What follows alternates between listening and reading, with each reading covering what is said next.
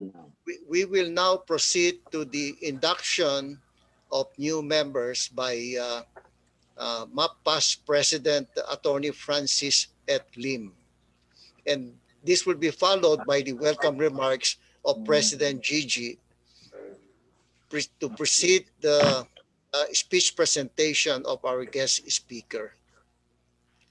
Francis, you have the floor. Okay, thank you, Eddie. Good afternoon, Secretary TUGADE, fellow MAP members, ladies and gentlemen. I'm pleased to announce that this afternoon, we're inducting 16 new members who will increase MAP's total membership from 1,048 to 1,064. May I now read the names of our inductees? Hello, Arnold. Go ahead. Mr. Saed Mohammed Ahmad Ali Ahmed, General Manager for the Philippines of Etihad Airways, line of business, commercial airline operation. Sponsors are Maria Rebecca Garcia and yours truly. Our second inductee is Mr. Raymond Cayabyab, CEO of Ziclab Inc., line of business, digital creative agency. Sponsors are Mr. JJ Samuel A. Soriano and Mr. Ramoncito S. Fernandez. Number 3, Mr. Roberto Bobby S. Claudio, Chair Emeritus of Forum Holdings Corporation, line of business, retail and wholesale distribution. Sponsors are Mr. Francisco F. Del Rosario Jr. and Corazon Claudio. Number 4, Mr. Jose Patricio Pat A. Dumlao, President, First Metro Investment Corporation, line of business, investments. Sponsors are yours truly and Ms. Rizalina Mantarin. Number 5, Ms. Ana Lorenzana de Ocampo, President and CEO of Wildflower Cafe and Bakery Corporation, line of business, chain of restaurants. Sponsors are yours truly and Ms. Rizalina Mantarin. Number 6, Mr. Ignacio Alejandro Nacho Mijares Elizondo, President and CEO of Cemex Holdings Philippines, line of business, manufacturing and distribution of cement, ready-mix, concrete, and aggregates. Sponsors are Mr. Alejandro G. Cogollos and yours truly. Number 7, inductee, Mr. Don Gamboa, CEO of White Clock Technologies Inc., line of business, ICT software development. Sponsors are yours truly and Ms. Rizalina Mantaring. 8, Mr. Cristo Georgiev, Country Manager and Chief Strategy Officer of Finscore/Cash Credit Mobile Philippines, line of business, data credit scoring for banks and lending institutions. Sponsors are Mr. Angelito M. Villanueva and Ms. Imelda C. Johnson. Next, Mr. Tomas Mitch Gomez, the 5th GM, President and CEO, GM Bank of Luzon, Inc., line of business, banking. Sponsors, Ms. Imelda Johnson and yours truly. Next, please. Mr. Donald Boris, Country Manager for the Philippines, Cathay Pacific Airways Limited. Sponsors, yours truly, and Ms. Rizalina G. Mantaring. Next, please. Ms. Linda Pecoraro, General Manager, Conrad Manila, line of business, hotel management. Sponsors, yours truly, and Ms. Rizalina G. Mantaring. Ms. Susan C. Prado, Executive Vice President, Development Bank of the Philippines, line of business, banking. Sponsors are yours truly and Ms. Risa Mantaring. Mr. Oliver Oliriches, Managing Director, Michael Page Indonesia and Philippines, line of business, professional recruitment services. Sponsors are yours truly and Risa Mantaring. Mr. Jaime Noel Joel Santos, President and Founder, Thames International School, line of business, education. Sponsors, yours truly, and Ms. Resalina Gimantaring. Mr. Jojo Uligan, Division Vice President for Operations, Alorica, Line of Business, BPO. Sponsors are Mr. Rainier M. Borja and yours truly. And last but not the least, Mr. Donovan Yu, CEO, Joditech Inc., Line of Business, IT. Sponsors, Ms. Mary Ang and yours truly. At this point, I would like to call on our MAP President, Mr. Gigi Montinola, to lead the online induction of our new members. Thank you.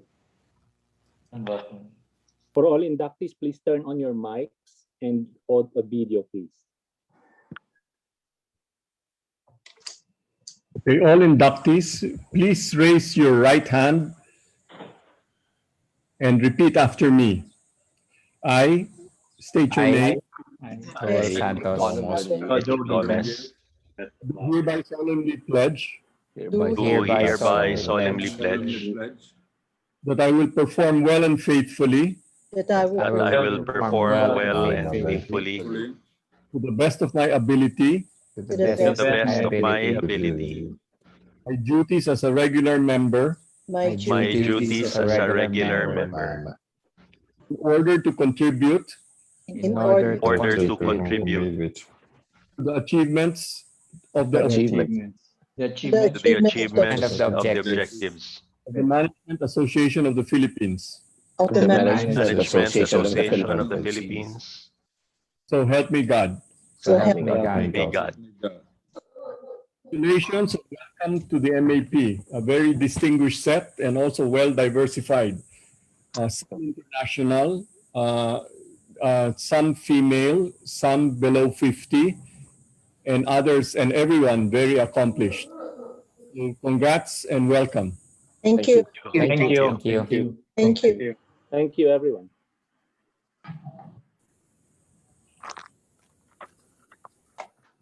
Thank you, Past President Francis Lim.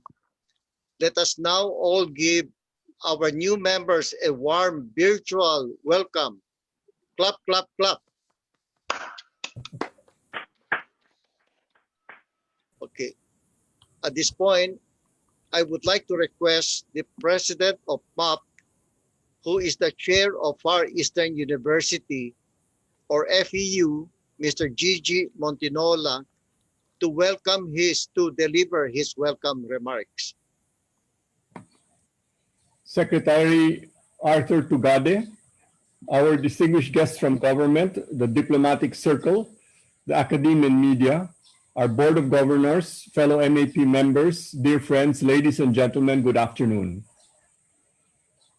Quote, the Great Reset, leading for the common good, unquote, remains to be a very relevant theme for the Management Association of the Philippines in line with the unfortunate resurgence of COVID-19.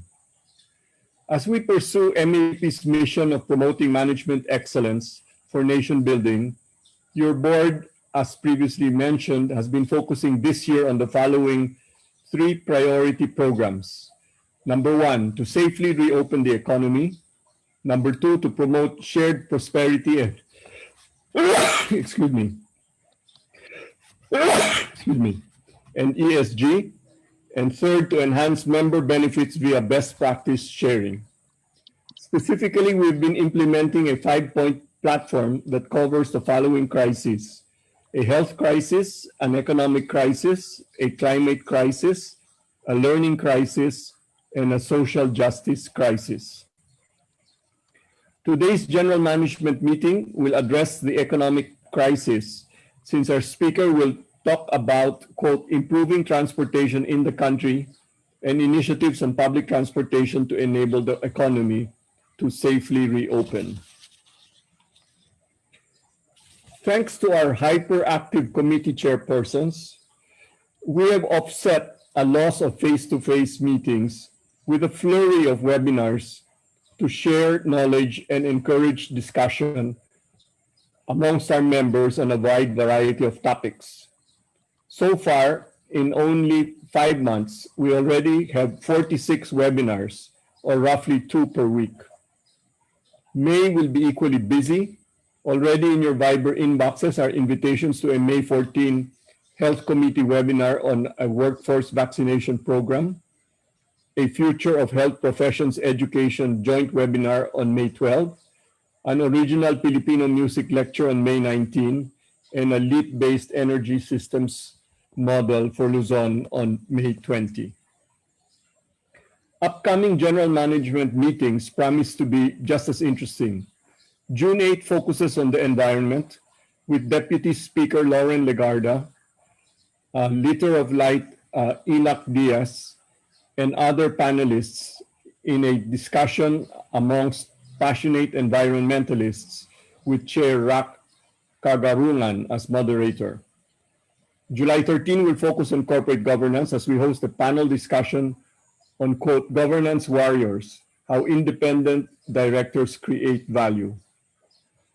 Invited panelists are Attorney Nenette Lavares of Metrobank and True Life, Dr. Roman Zila of the IFC, Mrs. Flor Tariela, former board chair of Philippine National Bank, and our own Governor Alfredo Pascual, lead independent director of SM Investments Corporation. We're also pleased to advise that our advocacies continue and with good results. The CREATE bill has been passed and is now law. We ordered a significant amount of Moderna vaccines for our medium and small size members, and we are now proceeding towards vaccine administration sometime in the third quarter. Our National Issues Committee has co-signed a significant number of statements ranging from economic and health proposals to a West Philippine Sea statement. We also promoted a Green EDSA project whose worthy aim is a starting point, quote, green, unquote, makeover of EDSA into a tree-lined landscape corridor with walkable sidewalks and bike lanes. We also have been making modest contributions to worthy national causes, 500,000 each to a hunger project last December, and 500,000 to promote the citizen registration for the National ID project. Our latest big project is a 1 million peso contribution to the voter registration project of Election 2022 Coalition, which is a 20-strong coalition of social, civic, civil society, and other organizations which targets convincing 7 million young and deactivated voters to register by September 2021. Our congratulations again and welcome to our 16 newly inducted members. We thank you for joining the MAP, which we believe is among the most active business associations in the country. On a less happy note, we mourn the passing of Jess Hofilenia and Jing Crisol, both life members. Please continue to check your emails and Viber inboxes, electronic newsletter, map memo, etc. for regular updates on MAP programs and activities. Keep well, everyone, and we look forward to a most interesting discussion with Secretary of Transportation Arthur Tugade on a critical component of safely reopening the economy, improving public transportation. As always, thank you for your continuing support to the MAP. Thank you, President Gigi, for your welcome remarks. Relax. Some reminders of House rules before we start the presentation of our speaker. Number one, as participants for this GMM, you are automatically muted. Your microphone, that is. And your camera, video is also switched off. You may submit your questions through the Q&A box that you see on your screen. The Q&A panel, composed of Transportation Committee members Rex Drilon and Ricky Guevara, will be assisting me in the panel. and the panel will read the questions on your behalf. For your information, you will only be able to see the speaker, but you will not be able to view the other participants. And lastly, at any point during this GMM, in case you lose connection, please join again by repeating what you did earlier in logging in. In line with MAP policy and in the interest of time, we will dispense with the lengthy introduction of our speaker, who, by the way, doesn't like long introductions.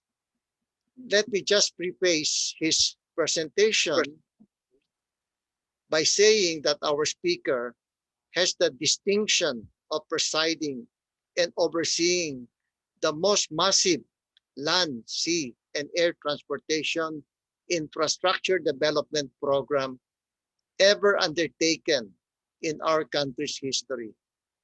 While we are hunkered down in the safety of our own bubble, our guest speaker has been exposing himself to risk of COVID infection as he goes all over the country inspecting, inaugurating projects, or encouraging contractors to meet project timetable or to make up for slippages owing to the pandemic lockdown. Our association is indeed privileged to have our speaker present a comprehensive roundup report of the transportation projects and related matters. Ladies and gentlemen of MAP and distinguished guests, it is my distinct privilege to present the Honorable Secretary Arthur P. TUGADE of the Transportation Department. Let us give him a warm welcome. Thank you. Secretary, magandang hapon po. Magandang hapon ho. Thank you very much, Eddie, for that introduction. I greet President Gigi Montinola, you, our friends, ladies and gentlemen, sa inyong lahat, magandang hapon ho. When Eddie talked to me and invited me to speak before MAP today, I really did not have any whims of hesitation, and I readily agreed to join you and dialogue with you today because I thought that by attending and acceding to his invitation, that is a very small price that I will have to pay for all the support given by Mr. Yap to me as a person and to the Department of Transportation as a whole. The topic assigned to me this afternoon is improving transportation in the country and public transport initiatives to enable the economy to safely reopen. To us to be able to look at the areas of improvement in the transportation circle, as well as to be able to appreciate the initiative which we hope to undertake in pursuing and safely reopening the economy, I think it is just but proper that we try to recall what is the situation then when we assumed office some more than barely 4 years ago. I want you to walk with me along memory lane and to remember certain things that existed when we assumed office then. For this presentation today, I have decided to take 10 realities by way of backgrounder and to lay the predicates upon which our discussions will commence in today's gathering. Of the 10 realities, let us revisit them one by one. Before you know about the Laglag Bala, who does not know about the Laglag Bala? Before we entered, it was really not only a national shock, but also of the magnitude of an international standard when the issue of Laglag Bala was prevalent in our airports. Then the travelers at Naiya, whether local or foreigner, used padlock, plastic wraps, and tapes to cover their luggages because of this infamous extortion racket. Linalaglag ang bala, dinedelay ang biyahe dahil sa bala, at binubuksan ang bagahe. Reality number 2. Kapag kukuha ng lisensya nung mga panahon-nahon, ang ibinibigay sa iyo ay isang papel. Our drivers were only given paper receipts as licenses. Mahigit 3 milyon ang backlog sa driver's licenses. Maswerte ka na kung 1 taon lang ang hihintayin mo para makakuha na ng lisensya nung mga panahon na yon.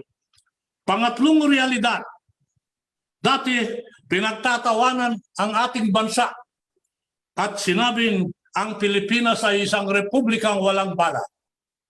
No plate was ever released for all types of vehicles.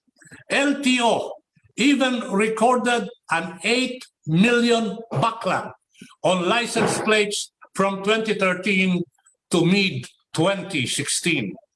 Before the term Carmageddon was often linked to our main thoroughfare. At ito ang nangyayari ho noon. Talagang nakikita nyo sa screen, grabe naman. Noon, araw-araw na ginawa ng Diyos ang pagbiyahe sa EDSA ay tinuturing na isang giyera. Matira ang matibay, ang mga pasahero sa gitna ng lansangan ay nag-aantay.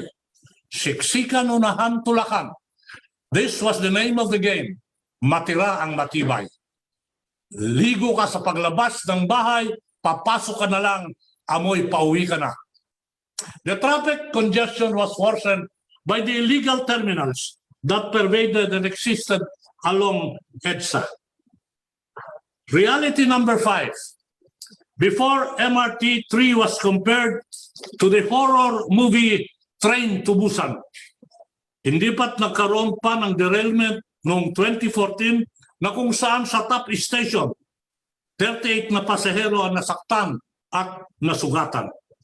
More often, it was called MRT Tirik, as passengers were pestered by the daily numerous breakdowns, unloading incidents, and hours of waiting time between trains. Worse, kung tumirik ang tren, ang mga pasahero ay naglalakad sa ibabaw ng riles. Reality number 6. Numerous rail projects were left hanging. Kumbaga, sa plano, puro drawing lang. What are these projects? We have LRT1 Cavite Extension, MRT 37, wherein not a single post was built when we came in.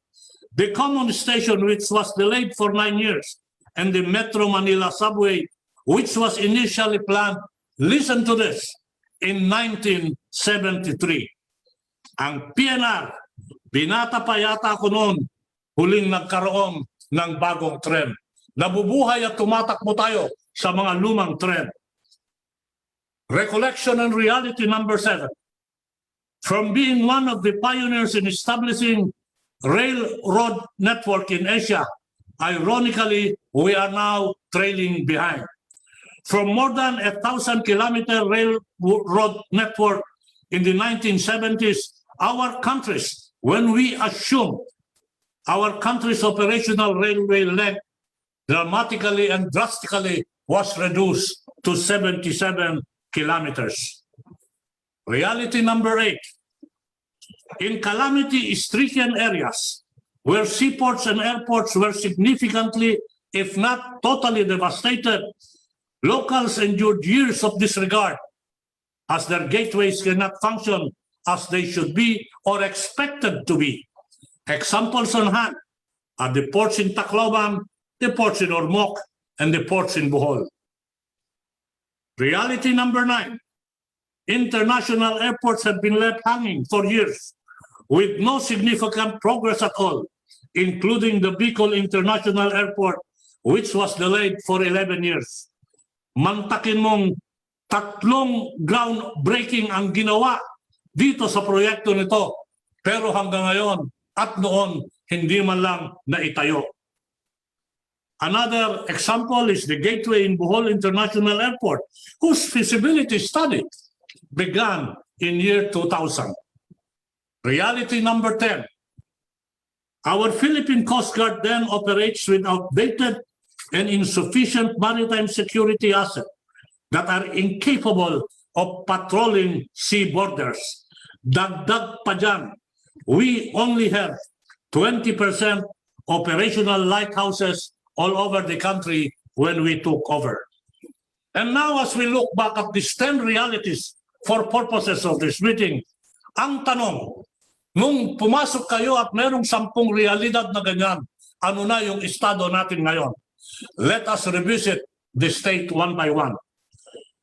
First, from being one of the worst airports in the world, the Naiya during our stay was recognized as one of the top 10 most improved airports.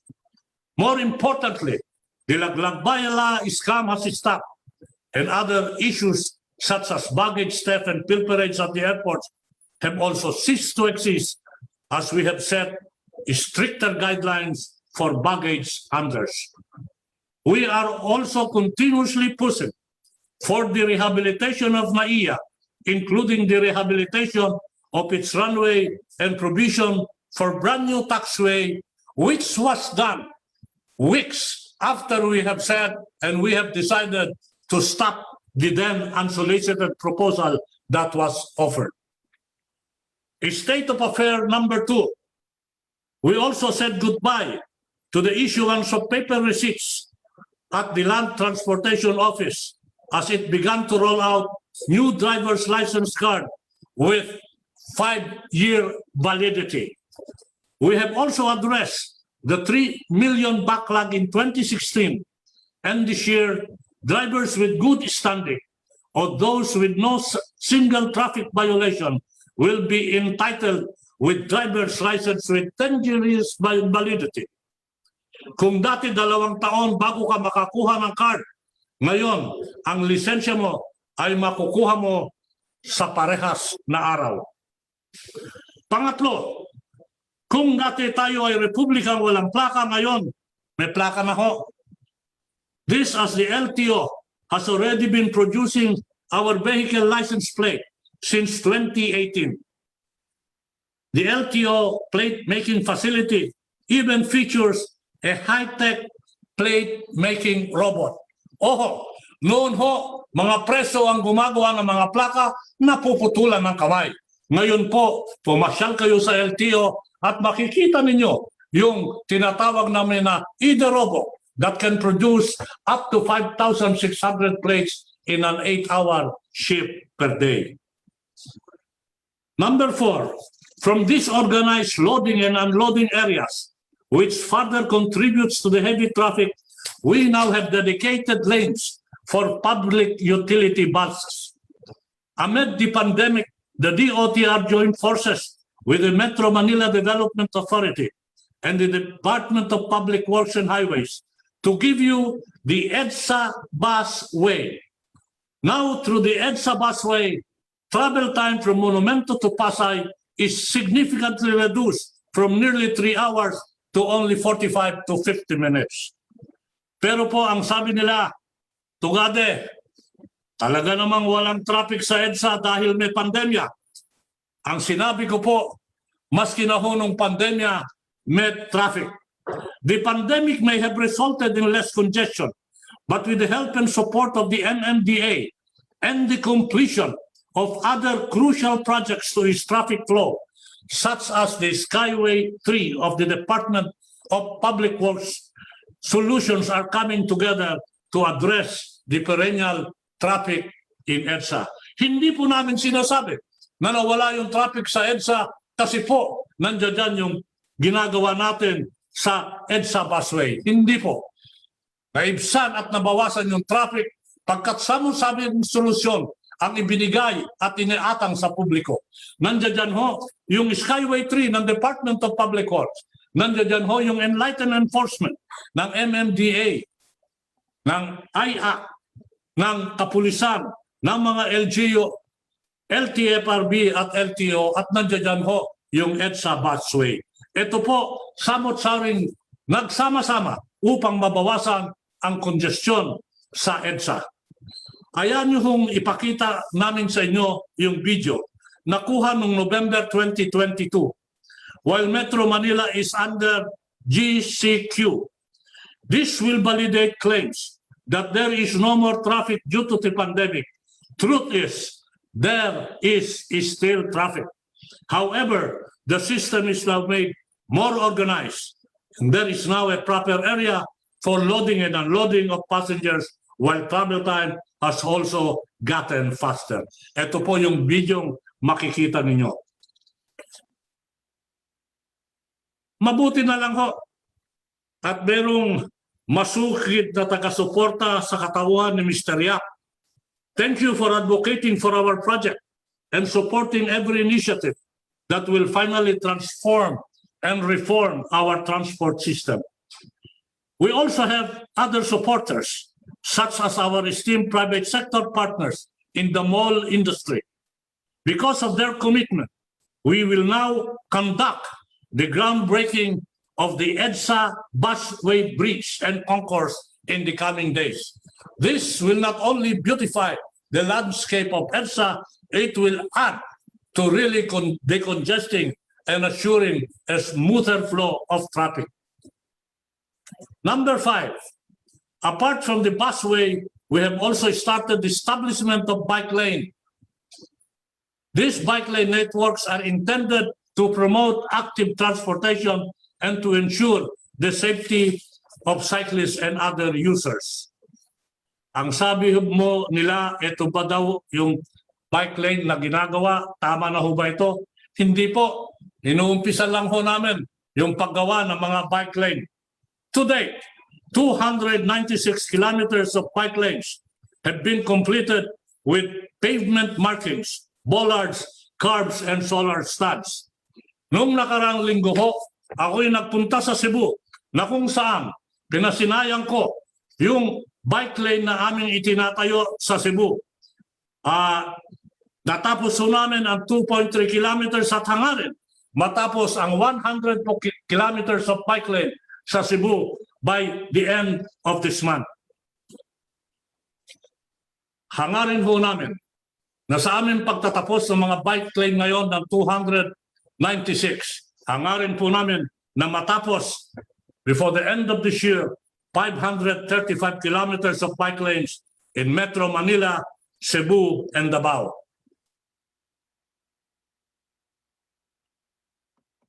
Balikan po natin ngayon ang railway sector.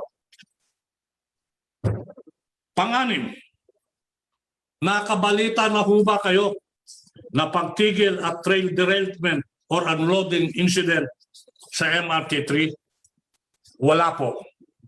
Thanks to our Japanese partner, the Sumitomo, under the massive rehabilitation project of the MRT3, we no longer record any unloading incident. At kung dati, pakupad-kupad ang takbo ng MRT3 sa takbong 25 kilometers to 30 kilometers per hour, now the MRT3 runs at 60 kilometers per hour. Waiting time between trains was also reduced from 9 minutes to just 3.5 minutes.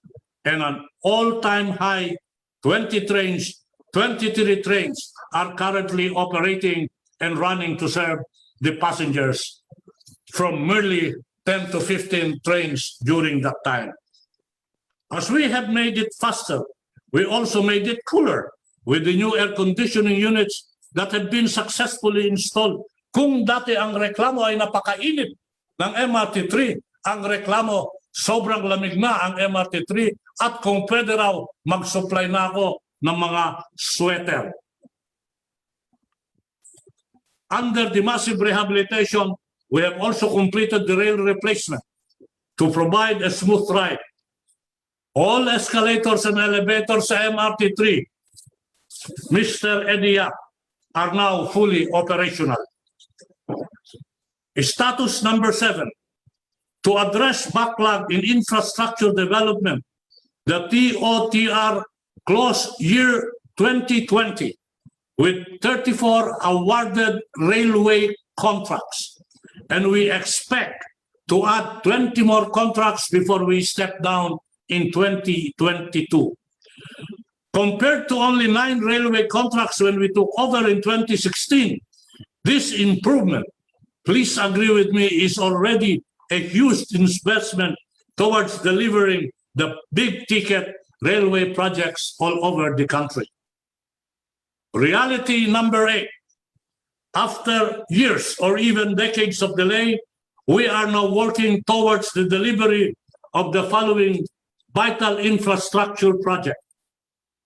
Since its conception in 1973, it is only now that the Metro Manila subway is being delivered. Napakatagal na programa ang ginawa natin dito. After 40 years and 6 administrations, actual construction has started and has begun in 2019 with site clearing works at the Valenzuela Depot. Makikita sa slide na nandiyan ho yung part of the massive tunnel boring machine. Nakarating na ho yung dalawa at mag-uumpisa ho natin tayong maghukay before the end of this year. Pakita ko lang ho yung video sa stockyard.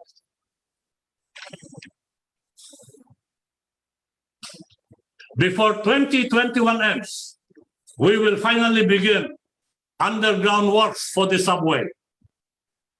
Next project, delayed for 19 years, with no progress ever seen until June 2016, the LRT1 Cavite extension is finally halfway through after its full blast construction commenced in May of 2019. The North-South commuter railway system, designed to link Manila to Pampanga and Manila to Calamba, is currently undergoing full blast operation. Essential facilities of its first segment, the PNR Clark Phase 1, are scheduled for completion in the fourth quarter of 2021. And for the first time in 50 years, the Philippine National Railways made history by procuring new and modern trains that are now providing passengers with clean, modern, and convenient coaches.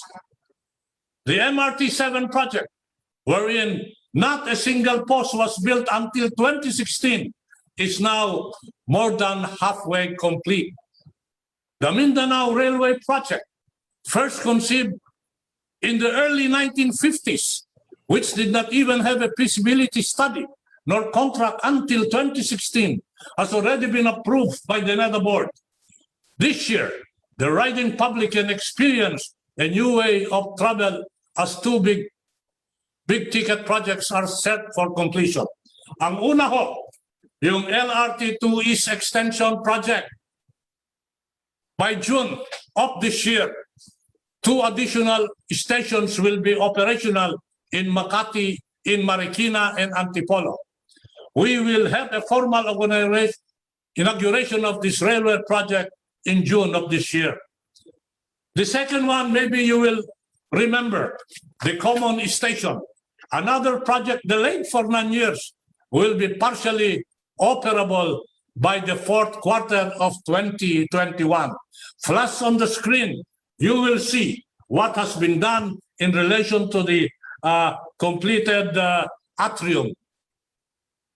It is also important to note that the investment by this administration in the railway sector under the Build program is significantly larger than the total railway investment in the last 50 years in this country combined. We have seen what we have done and continue to do in the railway sector. Let's take a look at the aviation sector. Since 2016 to the present, the DOTr and the Civil Aviation Authority of the Philippines have completed a total of 143 airport projects. With no significant progress before we took over in 2016, the country's first eco airport, the Bohol Panglao International Airport, was finally inaugurated in 2018. On Thursday, I will be leaving for Bicol. This is a project that has been delayed for 11 years, a project which saw 3 groundbreakings from 3 administrations. Bicolanos will finally have their own international airport as we move closer to completion at the progress rate of almost 80%. Matatapos ho namin at tatapusin ito bago mag-Hulyo itong taon na to. And then hopefully it will be operational before the end of this year. Let us also not forget other world-class facilities which we have completed, such as the flagship projects in Mactan and Cebu International Airport and the passenger terminal building of the Clark International Airport. This will be inaugurated by June 11 of this year. Other notable airport projects of the DOTr Aviation Sector include the development projects in General Santos, Calibo, Birac, Camiguin, Ormoc, Tacloban, Calbayog airports to boost their mobility and connectivity in the other regions. Alam mo, at this time, maalala ko lang ho, yung Ormoc Airport, nung dumating ho kami, nakikita nyo, yung Ormoc Airport, gutay-gutay, walang bubong. Alam mo, at this time, maalala ko lang ho, yung Ormoc Airport, Bayad na 120 pero ngayon ho, makikita nyo yung tapos na upgraded Ormoc Airport. Napakaganda at makikita mo yung pagkaiba. Galing din ho kami nung Samar nung nakaraang linggo. Kawawa din ho ang Samar na isa sa mga sinalanta ng Yolanda. Ngayon, may bago at mas malawak na passenger terminal ang Calbayog Airport.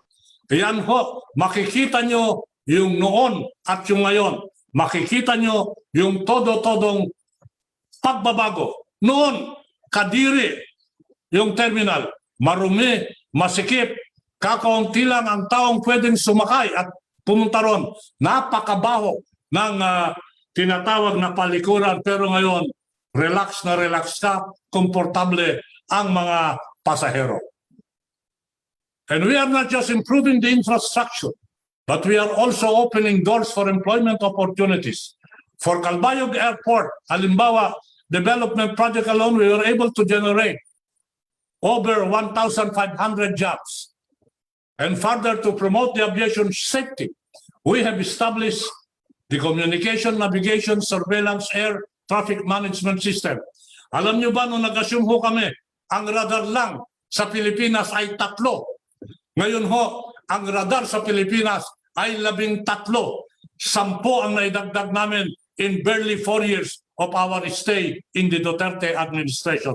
Flash on the screen, you will see the various navigation and surveillance systems that are now in place, putting into reality the security of the Philippine airways space and the determination of the punctuality of takeoff, landing, loading, and offloading. Ngayon ho, sipatin naman natin yung maritime sector. The DOTr and the Philippine Ports Authority, as we speak today, were able to complete already 428 projects, 217 commercial ports, 211 social tourism ports, and 118 ongoing projects. Never has there been massive port construction, port renovations in the Philippines compared to the Duterte administration. Alam nyo ba na hindi lang ho tayo gumagawa ng mga puerto, naglalagay din ho tayo ng puertong tinatawag natin first of its kind. In fact, natapos ho natin yung Cagayan de Oro Ports Passengers Terminal. It is now the biggest port passenger terminal today. Natapos ho namin ito noong July 15, 2019. And listen to this. The capacity is 3,000 passengers daily. Masosorpas ho ito nung isang puerto na itinatayo namin bago matapos itong taon na to. Meron ho tayong terminal, passenger terminal, ang capacity will be 4,000 passengers daily. Kasama din ang mga puerto sa Palawan. In fact, noong Marso, ay inaugurate ng DOTr at PPA ang tatlong puerto sa Palawan, the Port of San Fernando, Batarasa, and Borat. In 2019, kaliwat kanang delubyo ang tumama sa bansa. Nariyan ang Typhoon Yolanda at Bohol earthquake, leaving ports and seaports devastated. Many of these facilities were left unrepaired. Nung dumating ho kami, talaga naman susuko ka sa nakita mong nasira at nagibang mga puerto.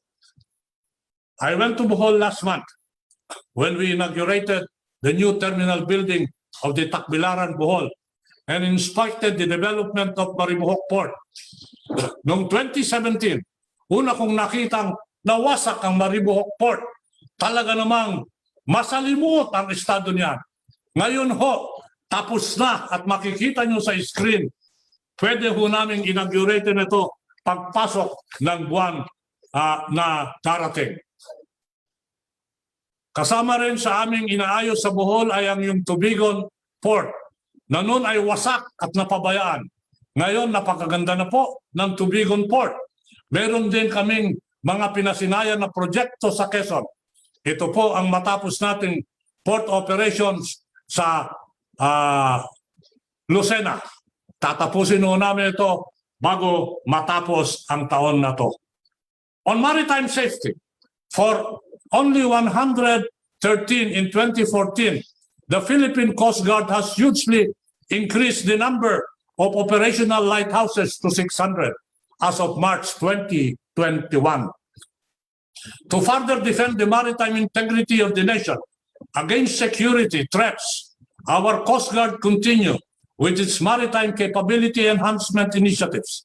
And we are doing this through the acquisition of modern and high-tech equipment. Maalam niyo ho, ng mga nakarang linggo, the Philippine Coast Guard played a very visible role on the West China Sea, na kung saan pinaurong ho nila yung mga Chinese vessels. Before, we are lacking maritime assets. Now, the Philippine Coast Guard does not only conduct safety border patrol, but also carry out search and rescue operations and relief operations during disaster. Before the year ends, the Philippine Coast Guard also targets to recruit more Coast Guard personnel to increase its roster by 5,500 and reach a force of 24,000 strong. Makikita ninyo na malaki ang pinagbago ng Coast Guard, hindi lang ho in terms of personnel, hindi lang ho in terms of equipment and facilities, but more importantly, in terms of commitment, dedication, and patriotism. Today, we are in an era of COVID-19 pandemic. Perhaps some of you will ask, ano naman ang ginagawa ng Department of Transportation at ng kagawaran in relation to pandemic? Alam nyo ho, para lang malaman ninyo, meron din ho naman mga kaming ginagawa sa pandemic. Yes, you heard it right. While we engage ourselves into build, we continue to help our country in addressing and combating the spread of this dreaded disease. To transport our health workers and medical frontliners to their destination, we have provided free ride for health workers program all over the country. As of May 2, 2021, the DOTr free ride for health worker has recorded a total of 2.2 million beneficiaries. To help essential workers get to their respective workplaces, we are also implementing nationwide the free ride service program for health workers and authorized persons outside residence. Lahat ho yan, libre.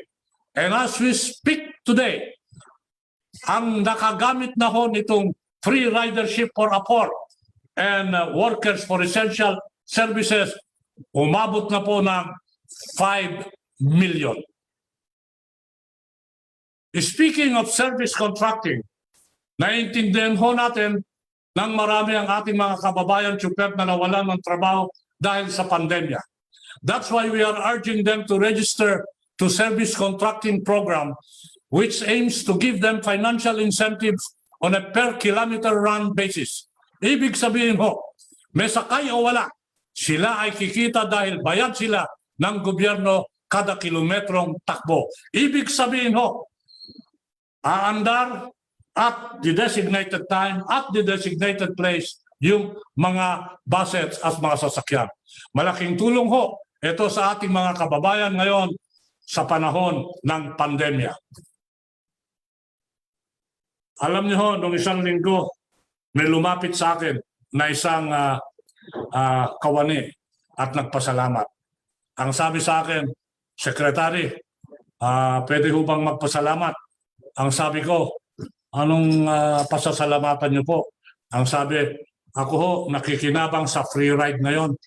Balikan ho, ang gastusin ko, round trip, 160 per day. Malaking bagay ho ito na hindi nababawas sa aking kinikita. With this program, para hong nagkaroon ng adjustment yung ating mga manggagawa with the free ride program of the Department of Transportation. Ano ho yung mga iba pang ginagawa ng ating Department of Transportation? Sabihin ko lang ho, nagpatayo rin ho kami ng tinatawag na isolation at quarantine facilities. Nagtayo kami ng isa dito sa North Harbor. Nagtayo kami sa Orion, Batanes. At nagtayo rin ho kami sa Taguig. Ito ho yung mga quarantine facilities na itinayo namin. More than 200 beds yung isa, 120 yung pangalawa, 110 yung isa. All at our cost. Ito ho ang tulong namin panglaban sa pandemya. Marami ho kaming mga ginagawa na kontribusyon panglaban sa pandemya. Meron ho kami yung tinatawag na crew change hub na kung saan nagpatayo kami ng 6 na crew change hub all over the Philippines. Ito ho yung mga daungan ng mga seafarers at seamen upang sa kaganon ay madali silang makababa at makabalik at sumakay. Yung crew change hub na-activate nandiyan dyan ho sa Port of Manila, Port of Kapinpin in Bataan, Subic Bay Freeport Zone, Port of Cebu, Port of Batangas, and Port of Davao. Marami hong mga gawain at para lang ho talagang ipakita na kami sa kagawaran ay nakikisa. Yung PPA ho, Philippine Ports Authority, nung buwan ng Pebrero ay nagbigay ng remittance sa national government equivalent to 3.5 billion pesos para ito ho makatulong sa panggastos at gastusin sa pandemya. Nagtayo rin ho ang PPA ng molecular lab para nang sa ganun madamit ng mga seafarers. Ito ho yung mga ibang mga ginagawa namin tungkol sa pandemya para ipakita lang sa inyo na kami ho ay nakikisa at tumutulong sugpuin yung pandemya. Let me just say a few more things about the kagawaran in relation to improvements in the transport industry in the hope that we can reopen safely the economy. Number one ho, sabihin ko lang na meron kaming digitization program. Yung digitization, naniniwala ho ako sa teknolohiya na ito'y mahalaga upang umunlad yung ating mga ginagawa sa transportasyon. Nandiyan ho yung tinatawag natin na cashless transaction. Nandiyan ho yung tinatawag natin contract tracing. Nandiyan ho yung tinatawag natin electronic ticketing system na kung saan wala nang scalpel, na kung saan alam natin kung sino yung pasero, na kung saan mawawala yung overloading. Marami hong mga programa pa yan. Minamadali ko ho ng konti pagkat gusto ko sana magkaroon tayo ng question and answer. Sabihin ko na lang ho, Mr. Ediap, kung papayagan nyo, last one portion. Can you show the slides on dividends? Siguro kanina napakita ko na bagamat kagawaran kami ng transportasyon, marami ho kaming ginawa at ginagawa na hindi lang sa transportasyon. Napakita ko yung ginagawa natin sa COVID. Ngayon ho, sasabihin ko sa inyo, in 2020, that DOTr remitted a total remittance, dividend and other remittance, a total of 19.27 billion in dividends from its attached corporations. The DOTr attached agencies remitted in advance their respective dividends to support the government spending measures amid the COVID-19 crisis. Let me cite our top performing agencies. Number one is the Philippine Ports Authorities, and listen to this. The Philippine Ports Authorities from the period of 1986 to 2015, for a period of 30 years, has remitted to the government 20.8 billion. That is PPA. From 2016 to 2020, only for a period of 5 years, the PPA has remitted 17.2 billion pesos. Hindi ho pahuhuli yung Civil Aviation Authority of the Philippines na kung saan from 28 up to 2016 for a period of 9 years, the Civil Aviation Authority of the Philippines has remitted 1.3 billion. And listen to this, for 4 years, the Civil Aviation Authority of the Philippines under our watch from period 2017 to 2020 has remitted 21.1 billion pesos for a period of 4 years. Hindi rin ho pahuhuli yung Manila International Airports Authority, MIA. From 1996 to 2015, or for a period of 20 years, MIA has remitted 11.1 billion. MIA has remitted for a period of 4 years, 13.9 billion. These are some of the remittances which we have done. Alam nyo ba, Mr. Ediap, pag sinuma total mo yung remittances na yan, mahigit 50 billion yan for a period of 4 years. Ganyan ho kalaki ang riniremit at ginagawa namin remittances to the national government.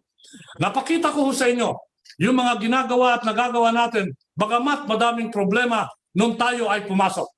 Napakita ko rin ho sa inyo na yung mga ginagawa ng kagawaran sa pagtulong sa pagsugpo ng pandemya. At napakita ko rin ho sa inyo yung dividendong na i-remit ng 3 ahensya dito sa kagawaran na nagkakahalaga na mahigit 50 billion pesos. Siguro ho, in gist sa mga ginawa namin, siguro naman, Mr. Ediap, sasabihin nyo, we have done our job. Is it the end? Hindi ho. Bagamat ito na yung nagawa at gusto pa namin gawin, marami pa ho kaming gustong gawin until we finish the term of the President of Rodrigo Roa Duterte. Our ambition, hand in hand with the President and following his mandate, is to make the Filipino life convenient and comfortable. In the language of business, to open back the economy as safely and as sure as we can. To all of you, good afternoon. Maraming salamat po, Mr. Secretary. Dati-dati ang usapan massive underinvestment. Ngayon, ang conversation ay massive scale and scope of the Transportation Development Program. It is mind-boggling to see the so many projects nationwide that are being simultaneously being undertaken by your department. So thank you very much for consenting to a question and answer session. And I will now call on my fellow Transportation Committee member, Rex Brilon, to start the ball rolling by asking the first question. Rex? Thank you, Eddie. But before I ask the question, Secretary Art, it's good to see you again. We go a long way since your Delgado days, and our paths have crossed a few times, including your Clark development days and now DOTr. Your presentation was so, as Eddie says, mind-boggling and full of no-nonsense results. And I've always known you to be a professional manager who gets things done. And you're one of the bright stars in the Duterte cabinet. Thank you, Rex. You're very kind. And I'm so speechless after your presentation that I'd like to beg our chairman, Eddie, if I can call the other panelist who will ask the question, Ricky Guevara. Could you please shoot the first question to the secretary as I recover from his incredible presentation? Thank you, Ricky. Thank you, Rex. Good afternoon, Secretary TUGADE. I'd like to thank you for everything that you do for making the lives of the Filipino people better. And this is the first question that I have from the MAP membership. What is the status of privatization of international airport operations at Naiya, Davao, Panglao, and Puerto Princesa, as only the new Clark Airport operations were privatized, and that agreement was supposed to be the model for other airports? So I guess the question is the status. The question is the What is the status of status? The privatization of the international privatization. airport operations. The privatization on Naiya, defined as unsolicited proposal, has been put into hold. Kasi nagkaroon ng maraming problema, and we thought that the improvements in Naiya better be done by Naiya itself. Why? Because it has the funds. Why? Because we can progress it further without the hassles of unsolicited proposal procedures. Ang nangyari ho dyan, in fact, sa Naiya, a month after we have terminated the unsolicited proposal, we have inaugurated the new apron and the new taxiway, and certain improvements are being done. Number two, on Clark. Nasabi ko ho yung sa Clark Terminal, inaugurated ho yan ng, by June 11, yung new terminal. This has been awarded. And when we inaugurate it on June 11th of this year, we hope that the domestic operations using that terminal will be done by the following month, July of 2021. Insofar as Panglao, as you would have recalled, we have finished Panglao International Airport on record time. There are private parties interested in offering that. There are discussions now regarding certain technical things. We hope that by the end of June, we will put this issue on Panglao to rest, and we are ready to make the award upon compliance of the requirements by NEDA and the ICC board. What are the other airports you wanted to ask? It's basically Naiya, Davao, Panglao. Well, you mentioned on the matter of Davao, this is right now under discussions with NEDA, that there are certain compliances which are being requested and mandated on the proponent. Hopefully, we can do a timeline here that by July, this matter would have been decided and resolved. Thank you, Secretary. Thank you, Secretary. Did you want to ask the next question, Rex? The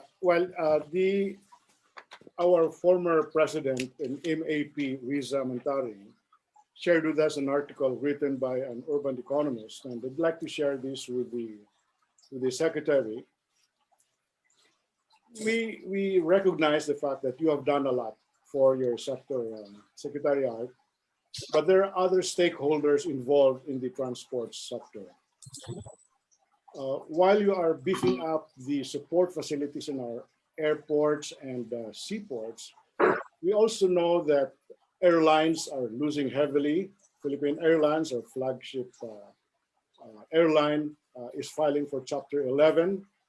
And even Cebu Pacific is also having a difficult time. Shipping companies are also suffering. Bus companies are bankrupt and many are closing down. Banks are threatening to foreclose, and jeepneys, only 50% of the PUVs are operating. And this results in many commuters feeling abandoned and transport workers having no income. So while we can look at the transport sector in the eyes of the government, there are other stakeholders that are suffering, like the carriers, the passengers, the shippers, the creditors, and the suppliers. What are your plans for these beleaguered sectors in the stakeholders in the transport sector? Secretary? Well said. As if I were to borrow one of your statements, we have done a lot, but a lot is never enough. So let's look at the airlines. The airlines, we can do only so much in relation to the airline and the airline business. When I say we, I refer to the Department of Transportation. In other words, our reach insofar as assisting the airlines is limited. Saan ho limited dyan? Sa concession fees, sa take-off and landing, sa mga fees sa airport. Lahat ho yun ang ginawa namin, either waived or deferred. In other words, we try to take away as much burden from the carriers. Ngayon, yung utang nila sa bangko, hindi po sa amin sa kagawaran ng transportasyon yun. It is other part of the government bureaucracy. What am I trying to say? In the ways that we can afford, in the ways that we can do, we are trying to help the airline partners insofar as their costs at the airports, in their operations at the airports are concerned. Another thing that hurts them is the cap. You know, the cap of passengers. The cap on passengers is defined by IATF and the National Task Force. Last week, the cap was 1,500. I increased that to 2,000. And once there will be easing out on quarantine, we are ready to increase that again. So that in terms of capacity and load, magkakaroon ng improvement with our airline partners and airline friends. Okay, thank you, Secretary. Ricky, you have another question? Yes, Secretary, this is from Cora Claudio. Some countries are now increasing the use of electric vehicles, promoting bicycle riding. What are your plans to reduce the contribution of the transport sector to global warming, or your plans for climate change mitigation? Our plans include a push on the active transport system. Basically, yung push on transport system, the bike lane and biking. And then together with Mr. Edeyap, we are doing more EDSA greenways for people to do walking. Now, on the matter of environment control and pollution control, we have the modernization program of the transport business, where we are controlling the use of engines from Euro 4 and Euro 5, solar and electric. We are trying to phase out the use of diesels and those guzzlers that pollute the environment. A follow-up question, Mr. Secretary, from Pamela Dacanay and from John Forbes. the PUVMP has slowed down once again with the LPTRP as the stumbling block as far as Pasada financing is concerned. I guess this is the jeepney modernization program. How is this going to be resolved? And what is the future, in your opinion, of e-vehicles or electric vehicles in our country? I am a supporter of e-vehicle. In fact, even before the e-vehicle took a push several months back, I was already talking with a group of businessmen on how to push the e-vehicle. Supporter ho ako dyan ng e-vehicle. Sana ho ma-address yung requirement about charging stations with gasoline stations. Ma-address ho yun. In fact, if I remember right, there are experimentations being done in Davao regarding the e-vehicle. Gusto ko yan, supportahan ko yan. Thank you. Thank you, Mr. Thank you. Secretary. A question from Ida Tiongson, Mr. Secretary. She thanks you for your very thorough presentation. The question is the service contracting program, which has been criticized as being slow in terms of implementation, will it eventually cover all other modes like shipping as well? Yes, sir. We are looking into that. But right now, yung tinatawag na service contracting, under the Bayanihan 2, dinefine lang yung service contracting as to road. So that it becomes a matter of funding issue now. Kasi saan mo kukunin yung funding issue sa maritime or sa rails. Ang naaalaw lang ng service contracting ngayon is sa roads. At yun ho yung nekwan. When push comes to shove and we are successful in doing an intermodal integrated transport mechanism, baka ho may sama yung maritime sa rails. I think, Mr. Secretary, that the government realizes the value of service contracting as a solution to some of our transport issues, particularly in the land mode. As a matter of fact, Bayanihan 2 has set aside 5.6, and the General Appropriation Act has appropriated 3.0 billion precisely to support this program. But there seems to have some delays in the implementation of this, Mr. Secretary. It is not, sir, on the implementation per se, or purely on the implementation. It is in bringing people to join the service contracting. In fact, just to entice people to come and join service contracting, nagbigay kami ng insentibo dyan, one time 20,000 and 125,000. Those who are participating will be given one-time incentives of 20,000 and 25,000. If you register and join the app for a period of 5 days, you are given, an incentive of 7,000.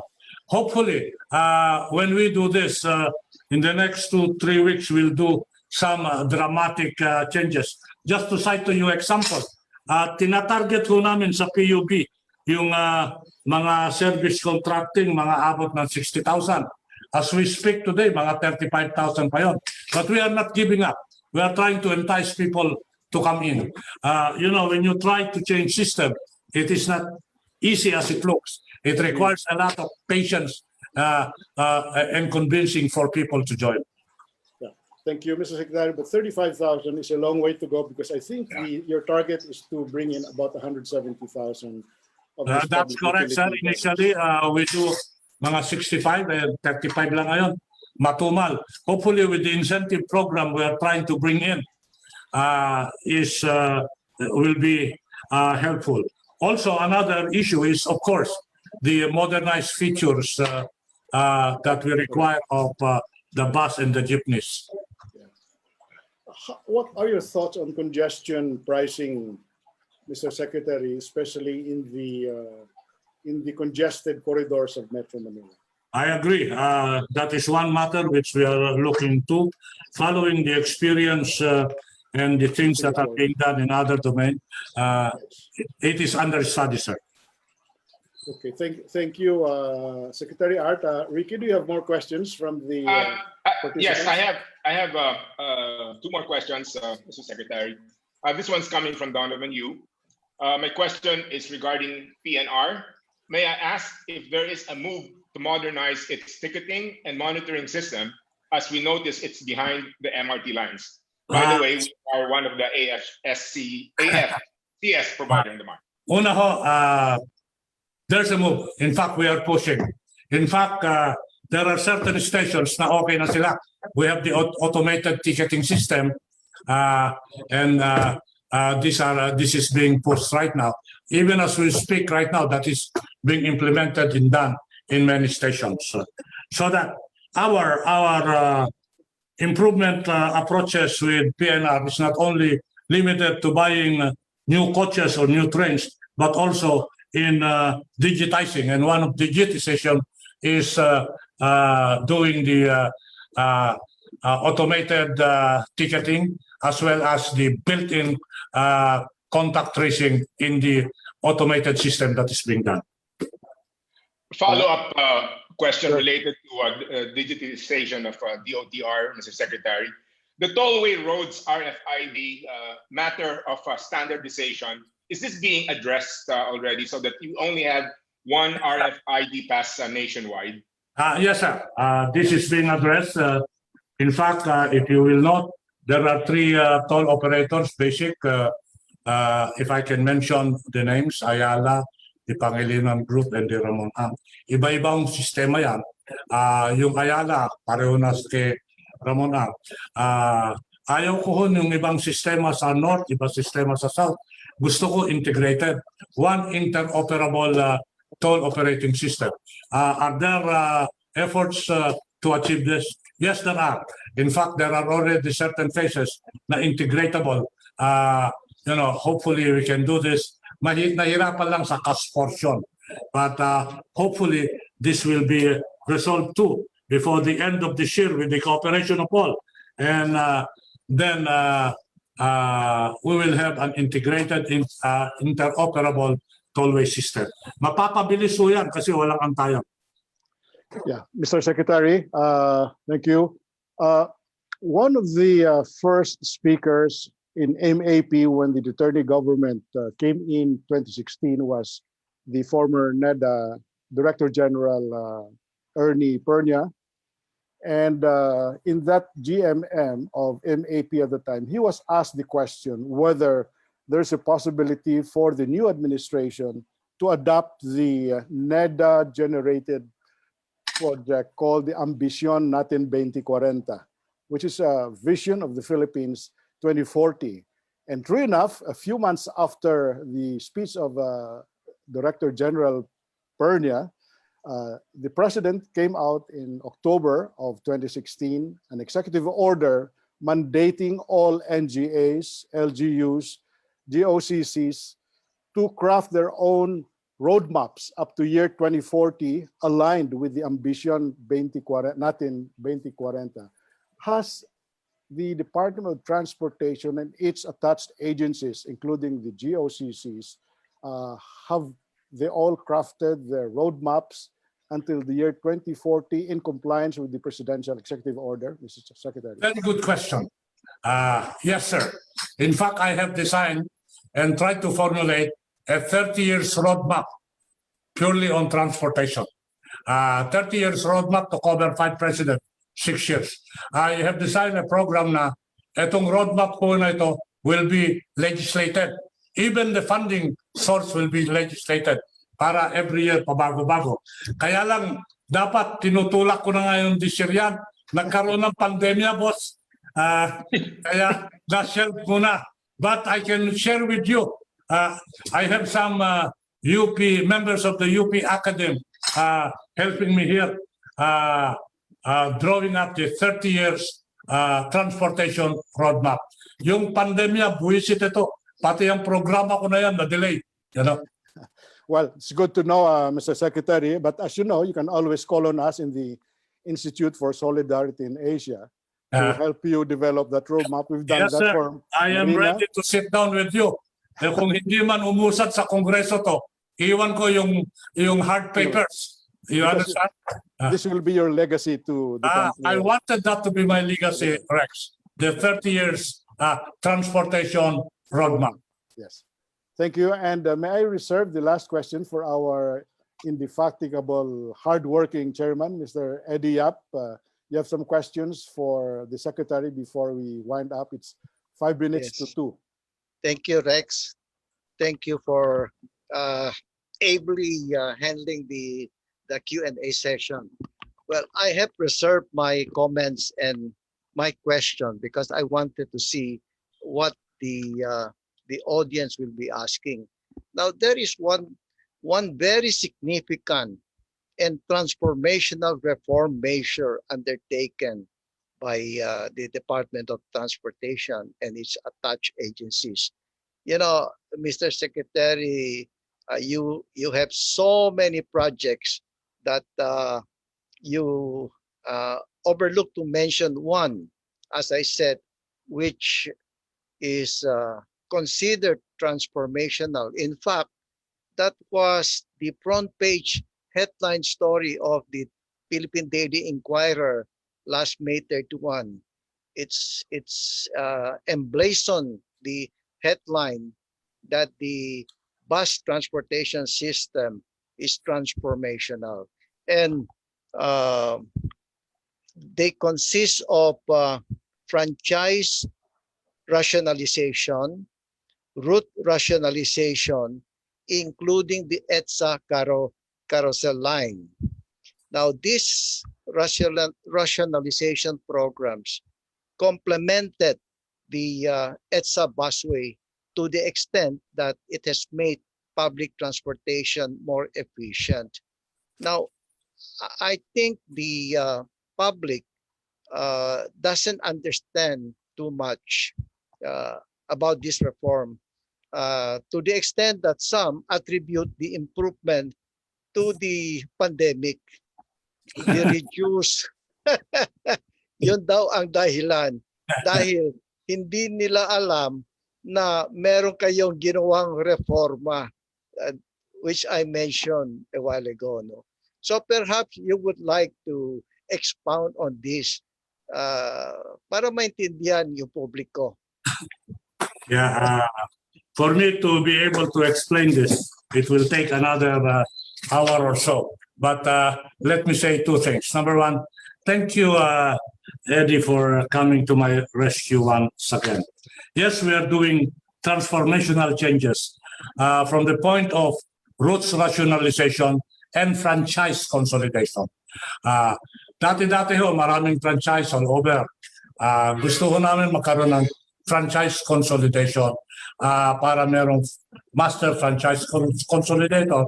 Instead of dealing with, say, 2,000 or 3,000, you'll be dealing with 5 at maximum 10.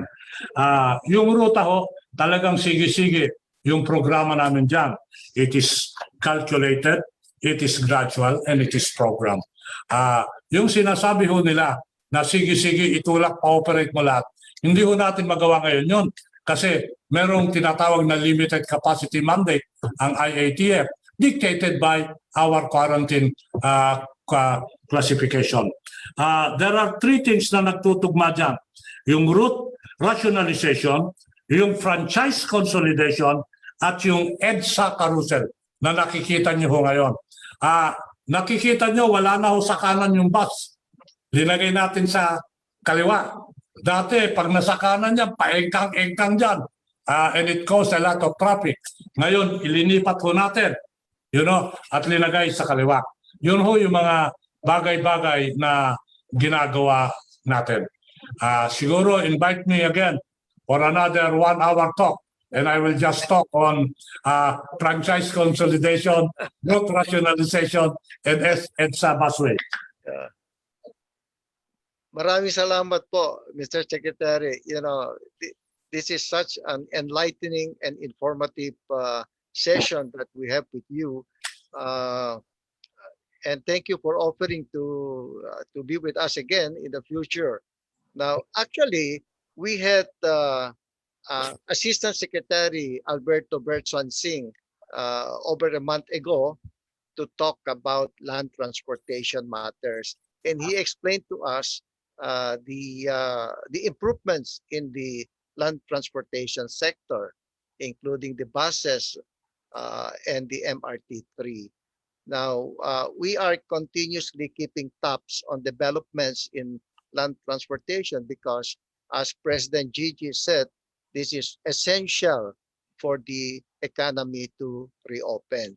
So I would like to call on President Gigi uh, to uh, to render his closing remarks.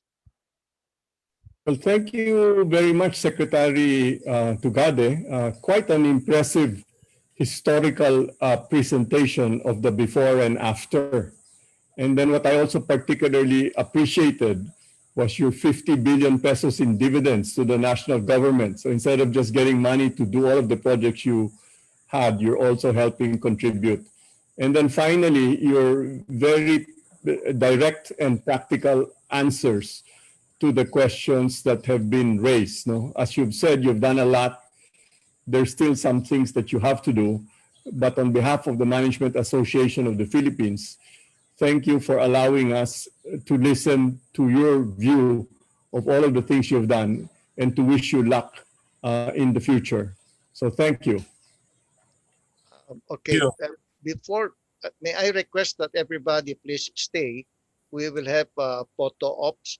We will start with the first group, Secretary Tugade, President Gigi, and past President Francis Lim, if you're still around, plus myself, the first group.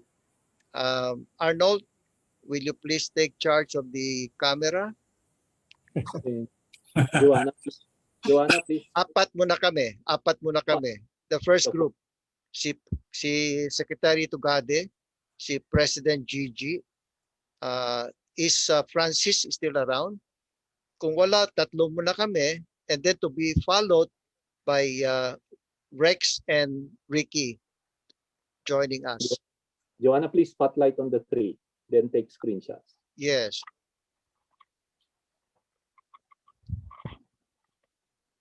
Okay, are we ready? Ready, Joanna?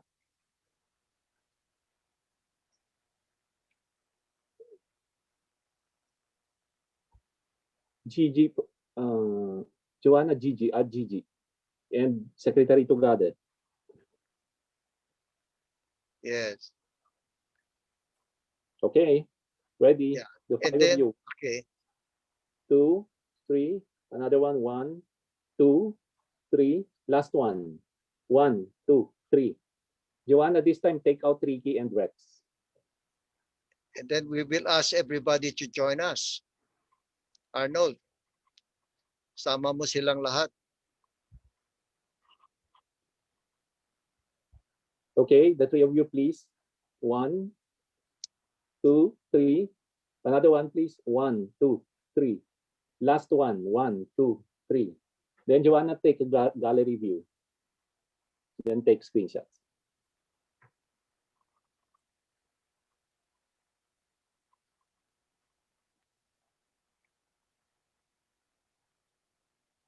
Bobby, please open your video. Dawn, please open your video. Susan, all those on board, please open your videos. Anna, Jojo, Slinda, Susan, Arnold. Bobby. Arnold, Yes, Rex. I mean, open your video also. You're part of this. Mr. Okay. Secretary, before we end, perhaps you would like to issue a general invitation to the groundbreaking of the bus at sub-busway concourses on May 18 at 10 o'clock. Andito ka na ba nun? Nandito ako, always, I'm here. I will be with you. I will be with you. So if you would like to plug it and then issue a general invitation, isi-circulate po natin yung flyer of the event to the members of MAP. Okay. You guys owe me for me joining this one. Please join me on May 18. Will Okay. do. Secretary Art. See you. Marami pong salamat, Secretary Mr. Art. Secretary. Take care. Keep safe. God It's nice bless. to see you again, Rex. Okay, same here. God bless, Secretary. Sir, thank you very much. Thank you. Okay. Thank you, sir. Bye-bye. Thank you, everyone. Stay safe, and let's have vaccination. Okay, will do, will do. Thank you. Yeah. Okay, you do that. Eddie, Salamat thank po. you. Thank you, Eddie. I had fun. Thank you. Thank you, Rex. Eddie, thank you. Eddie, you take care. Ha? Opo, kayo rin.